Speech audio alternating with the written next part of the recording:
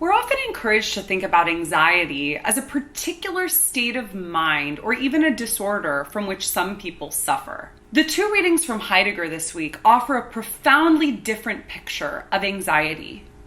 For Heidegger, anxiety is a fundamental mood that discloses us in our very being. It's through anxiety that we find out who we are.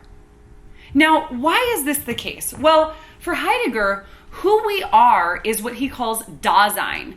Now, you've encountered this word in doing the reading, and if you haven't read Heidegger before, you're probably pretty confused about what it means. Dasein, D-A-S-E-I-N, is a German word that means existence. It's an interesting word, however, and one that translators usually keep in German because it's a combination of two other German words, da, which means there, and sein, which means being. So Dasein is this word for existence that literally means being there. This is essential for Heidegger. He plays a lot with the literal meaning of this word because for him, it shows that being is always being in the world, being in an environment, being there, being somewhere. Existence is always already outside of itself. To exist means to stand outside oneself in the sense that we have the capacity to distance ourselves from our own existence and reflect on it. I am able to ask questions such as, who am I? And why am I here? But this ability to distance myself is rooted in my situatedness in the world. I'm never fully distant or fully separate from my environment. I'm always in relation to it. Now, anxiety discloses a fundamental way of relating to my environment and to my world. And this way of relating is the mode of nothingness. You may have sometimes found yourself going about your daily life, doing your random activities, doing your work, talking with friends, etc. And then having a moment of catching yourself wondering, why am I here? Or you find yourself suddenly experiencing a familiar word appearing unfamiliar. Or you enter a place you've been to many times before, but suddenly it seems different. It seems off. In these situations, we get jolted out of our almost robotic, habitual way of living. And we come face to face with the fact that we exist in relation to that world, that we exist as freedoms in relation to that world. This is the disclosure of the nothing for Heidegger. So anxiety is that moment of being jolted out of your everyday way of living and seeing that things are kind of funny. Oh, I'm expected to go to this meeting at 4 p.m., but I could not go to that meeting, and it's up to me to go to that meeting and only me to go to that meeting.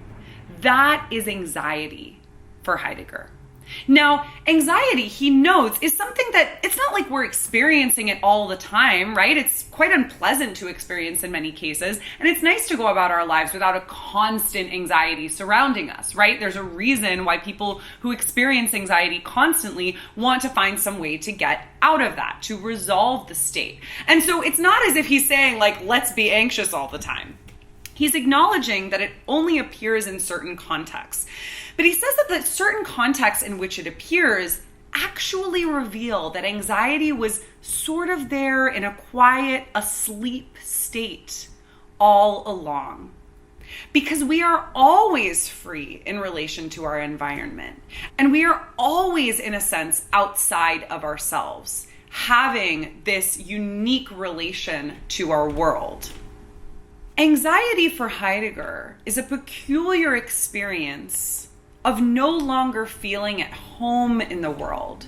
But we can only no longer feel at home in the world if we already did feel at home in the world. So part of the beauty in anxiety is that by removing our state of being at home in the world, we come to recognize that we were at home in the world to begin with. In the same way that feeling a pinch in our shoe reveals to us and makes us appreciate the comfort that we had before we had the pinch in our shoe. This state of not feeling at home in the world is the German word Unheimlichkeit, which literally means unhomeliness, but is often translated as uncanniness. When things feel uncanny, bizarre, strange, they are unhomely. So you might reflect on an example in your own life of when you have felt the sort of dizziness of nothingness, the dizziness of freedom. Perhaps it came about when you realized that you could do things differently than you have always done them. Perhaps you realized that the delimited set of options that were given to you are not the only options there are, and that you could choose to do nothing or to do something entirely out of left field. In a sense, the experience of nothingness that one encounters in anxiety is the source of creativity. Heidegger says that anxiety can evoke wonder, and that it is in alliance with creative longing and with cheerfulness even. Because that moment of anxiety can cause us to sort of come into our own for the first time. For Heidegger, anxiety is the fundamental mood of nothingness. And nothingness paves the way for us to be able to become a self and to be able to actively take up our own freedom. This is, for instance, one reason perhaps that a lot of adolescents feel themselves anxious, because they're emerging out of the acceptance of habitual ways of being in childhood, but they're not yet at the place where they're accepting the status quo as adults. Those of you who've studied existentialism before may hear some strong resonances with other existentialist thinkers. And indeed, even though Heidegger never called himself an existentialist, he is generally considered to be one. Those of you who've studied existentialism will also know that practically nobody who was an existentialist called themselves an existentialist, except for Sartre and Beauvoir. But in any case, this theme of nothingness as disclosing freedom and of anxiety as triggering that experience of nothingness is one that Heidegger takes from previous existential thinkers, such as Søren Kierkegaard, the 19th century Danish philosopher. One of the elements of Kierkegaard's theory of anxiety that Heidegger picks up on in the text we're reading for today is the idea that anxiety is different from fear. Fear has a determinate object. So I'm afraid of spiders, or I'm afraid of heights, or I'm afraid of vases. In any case, those determinate objects that fear has are what characterizes fear, and we tend to flee things that we are afraid of. Anxiety has a very different relation to its object, because anxiety doesn't have a determinate object. For Heidegger, it doesn't actually make sense to say that you're anxious about something, right? To say you're anxious about an upcoming essay or about finding a job after college. What you are actually anxious about is nothing. When you think you are anxious about finding a job after college, you are actually anxious about your own nothingness. The fact that you are a freedom. For Heidegger and for existentialists in general, freedom and nothingness are very closely interwoven. You are anxious about the fact that it must be you who takes on the task of finding the job, who gets the job, who shows up to the job.